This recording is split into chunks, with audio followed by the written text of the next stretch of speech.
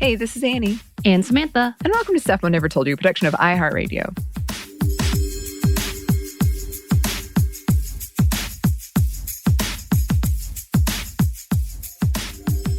And welcome to another Monday Mini.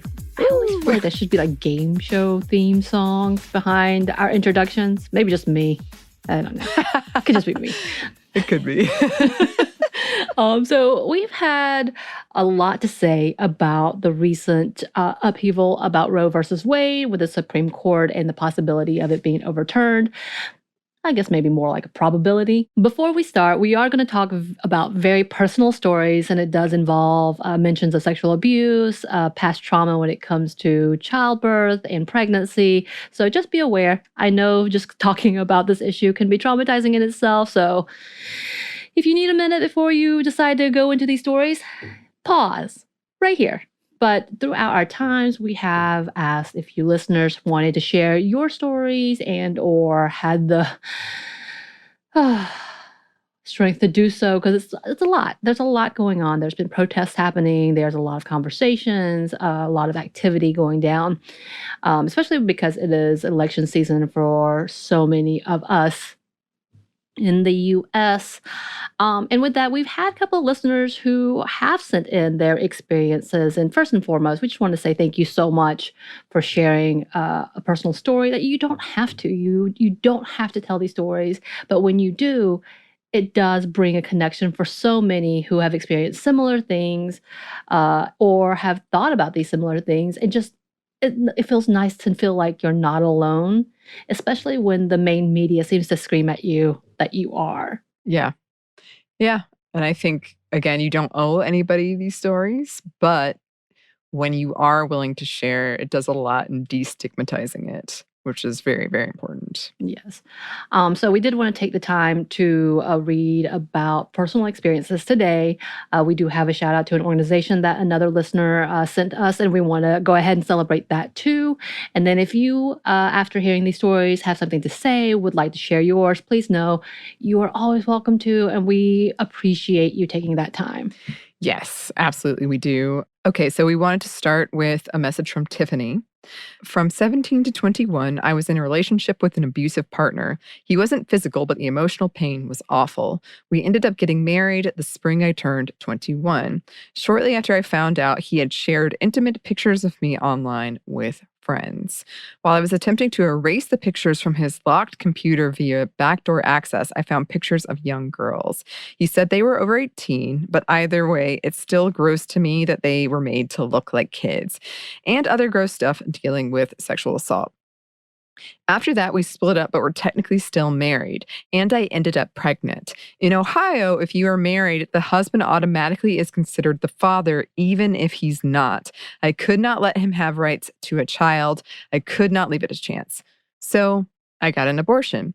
I couldn't bear the thought that he could have access to a child after seeing the stuff on his computer. It was hard. I always wanted to be a mama, and ending my first confirmed pregnancy was hard, especially after seeing the ultrasound. I was devastated. But I was technically homeless, going through a divorce, which would have been delayed because of the pregnancy, and just switched jobs on top of all of the other gross stuff. It was not a healthy time to bring in a child. It was the best decision. Hard, but best. Now I have 2 beautiful boys in a healthy relationship and healing. Right. I have to commend Tiffany in sharing her story because she's not the only one. And I think that's the biggest conversation that we had. We were going, messaging back and forth, and the fact that it was what was best for her, and that she was the only one who could say that was best for her. And she is now thriving, doing what she needed to do, thriving with her beautiful family and learning what it is to grow as a parent. And I think that's beautiful. But yeah, I see these conversations a lot where they want children. It's not a thing. They want to have babies. And unfortunately, whatever circumstances may be, it's not the time, or it could be a danger. And that's that big conversation. And again, she also mentioned the fact that pregnancy would have delayed her divorce, which is in a lot of states, that you cannot get divorced during a pregnancy. You have to wait. There's so much to this that really puts the power in the hands of the husband. And it does talk about the fact that this was a power play over women and ownership over women in general, or those with uteruses.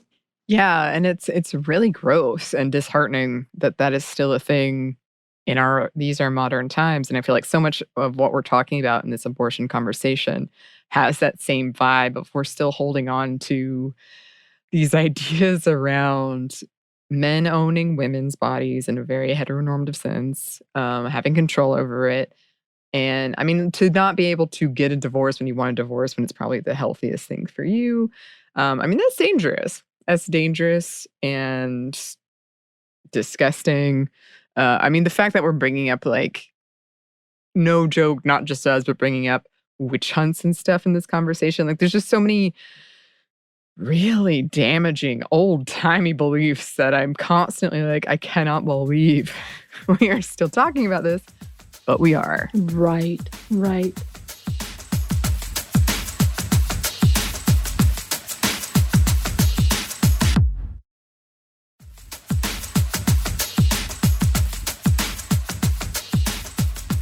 And then we wanted to share another story from listener Melissa. She said, I had an abortion when I was 26. I am now 57. For me, my husband and I had just found out we were supposed to have twins, but it wasn't meant to be. When they did the ultrasound 10 weeks, one of the spaces was empty, and the other space, the embryo, was too small and without a heartbeat. It looked a bit like a pea in a pod. The pea at the very end that isn't round. This was a Wednesday or Thursday, and I remember that I went back on Friday and they checked my hormone levels, and they were too low to start and were dropping even more. I was in miscarriage. The last embryo was dead and it was not going to stay. I elected to take care of it as this could have taken weeks. I could have had an active miscarriage any place, at work, at the store, walking down the street, and I scheduled with my doctor to go to the hospital on Monday and have a D&E. Some people, including my mother, who is a rights to life, says this isn't an abortion, but my medical record says differently. It is a medical procedure. It may not be the same as a woman or a girl who likes to abort a pregnancy. That might be a successful pregnancy if not stopped, but that shouldn't matter. We are talking about medical procedure that should be an option between the pregnant person and their doctor. Not one woman in the U.S. uses abortion as their birth control. I think that we need to normalize the discussion. Things do not go as planned, and many pregnant people have pregnancies that end when they don't want them to. I don't think I'm reaching when I say that the majority of people who have abortions don't want abortions, but rather are in circumstances where abortions are something that may have to be done. And she continues and talks about the fact that for her and her husband, it was pronounced sorrow and emotional pain. I barely knew I was pregnant at 10 weeks, and in the space of hours was told that that was not meant to be. Not only was I not having babies, I was not having two babies. And I have met so many people who are in similar circumstances as I, only at later stages. These were planned and wanted pregnancies that just went horribly wrong. Maybe the fetus died in the womb, or maybe something horrible happened that would prevent it from living outside the womb. Now, the people who would like to end abortions would say that these are not abortions, or they might on the latter one, and just say that women had D&Cs or D&Es that take care of miscarriages. But these are the same medical procedures, and non-medical people can split hairs and claim differences. These are medical procedures and should be between a doctor and a patient. And I think she makes such a great point, and we've talked about this before, that these so-called late-term abortions, which has been the ultimate evil, has been a lot of conversations of the fact that there's a health issue or there's a health crisis happening in this conversation that we're not talking about. And the majority of the time, these parents really are excited or have planned and moved on. I've had friends having baby showers and already naming these fetuses and ready to go. And then things happen. Unfortunate circumstances happen and it could not be. And then also the same conversation about how costly this is because it is an abortion. Yeah, yeah. I mean, that's one of my biggest things that I keep going back to is pregnancy is a big impact on your body. It's a huge physical, mental toll. And it is a medical procedure. Abortion is a medical procedure, and it should just be between you and your medical provider. But also, I just feel like we've seen a lot of news stories lately where the fact that people don't understand how people with uteruses, how their bodies work, And I feel that that is this misinformation or disinformation or what have you is leading to actual decisions that impact people's lives when it's not coming from a place of understanding or genuine Right. attempt to care for people. Right. Oh, yeah. You know what? Melissa actually goes on specifically on that route saying, I'm also from Missouri, where they almost passed legislation on our trigger law that would have made treating an ectopic pregnancy a Class A felony, which means the medical staff would be facing prison time because one of the legislators pushing it thought that ectopic pregnancies could be transplanted. I know we talked about that legislation before, but she refers to the fact that this was in her area and the most nuanced idea of like, wow, yeah, you definitely don't know what this is. Yeah.